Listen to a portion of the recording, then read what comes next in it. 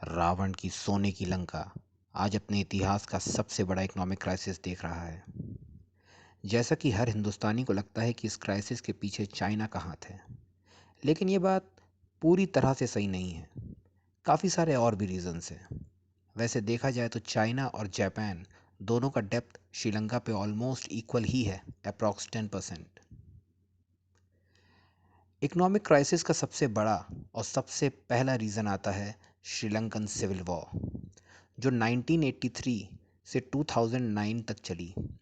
ये civil war सिन्हैलीज और LTTE यानी कि तमिल्स के बीच चली। श्रीलंका का जो गृह युद्ध है वो लगभग 26 साल तक चला, 1983 से लेकर 2009 तक। और इसमें एक तरफ थे liberation tigers of Tamil Eelam, या फिर जिसे हम आमतौर पर एलटीटी या फिर लिट्टे के नाम से जानते हैं, और दूसरी तरफ थी श्रीलंकन सरकार और उसकी आर्मी। सिन्हैलीज जो 75% पॉपुलेशन है श्रीलंका का, और तमिल्स जो सिर्फ 11% पॉपुलेशन है। मेजॉरिटी सिन्हैलीज ने 1956, 1958, 1977, 81, 83 में कई वॉलेंट अटैक्स किए एलटीटीई पे, जिनमें 80,000 टू अप्रॉक्स 1 लाख लोगों की जानें गईं।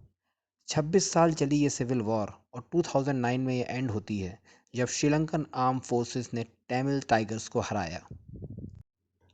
और इसी सिविल वॉर के चलते फॉरेन कंट्रीज़ ने श्रीलंका पे कोई भी बड़ा इन्वेस्टमेंट नहीं किया। यहाँ तक कि डिफेंस बजट जो पहले इकॉनमी का 4% था, इसी सिविल वॉर के टाइम पे वो टोटल इकॉनमी का 21% तक चला गया।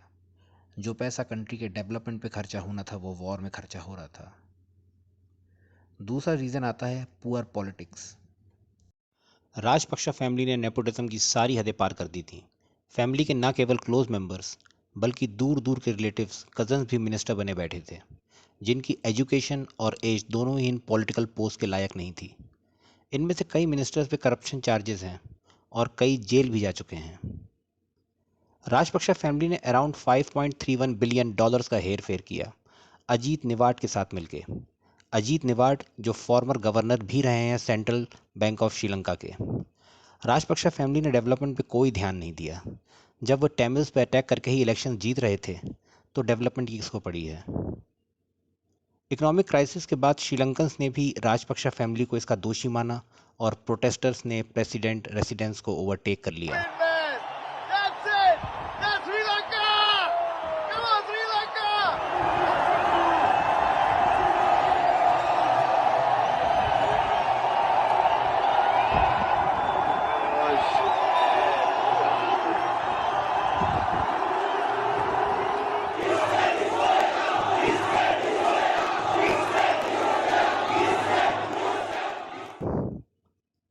तीसरा यहाँ पे रीज़न आता है 2019 श्रीलंका ईस्टर बॉम्बिंग्स।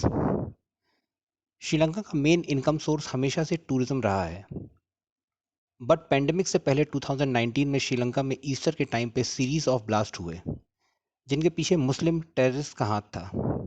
ये ब्लास्ट सुसाइड बॉम्बर्स की हेल्प से श्रीलंका के 3 बड़े होटल्स में हुए, जिनमें अराउंड 270 लोगों की जानें गईं और उनमें से 45 फॉरेन टूरिस्ट थे। Good evening from Sri Lanka, where the authorities are blaming a local Islamist group for the Easter Sunday attacks, which have left 290 people dead and 500 others injured. Many of those killed include foreigners and Britons, at least 8 of them. Easter bombing के बाद और pandemic से ठीक पहले tourism 70% down हो गया। Sri Lanka government के अनुसार ये सारे 8 सुसाइड बॉम्बर्स नेशनल तौहीद जमात के मेंबर्स थे। ये एक इस्लामिक जिहादी लोकल ऑर्गेनाइजेशन थी जिसे 2019 में बैन कर दिया गया। और चौथा रीज़न होता है हम्बनटोटा पोर्ट। श्रीलंका को इस प्रोजेक्ट से काफ़ी उम्मीदें थी और ये प्रोजेक्ट श्रीलंका सबसे पहले इंडिया के पास लेके गया, बट इंडिया ने यह प्रोजेक्ट रिजेक्ट कर दिया और कहा कि ये प्रोजेक्ट रिकवरी नहीं कर पाएगा।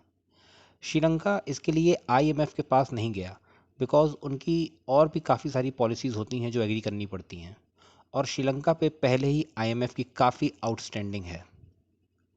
फिर ये प्रोजेक्ट श्रीलंका ने चाइना से फंड्स लेके कंप्लीट किया और ये प्रोजेक्ट डिज़ास्टर साबित हुआ और लोन्स की कंडीशन फुलफिल करते करते ये पोर्ट चाइना का हो गया 99 ईयर्स की लीज पे। इंडियन पॉलिटिशियन राहुल गांधी का कहना है that India will be the next Sri Lanka. But अभी की कंडीशन से ऐसा होना थोड़ा मुश्किल है। श्रीलंका और इंडिया दोनों की जीडीपी और डेप्थ आप खुद देख के डिसाइड करें।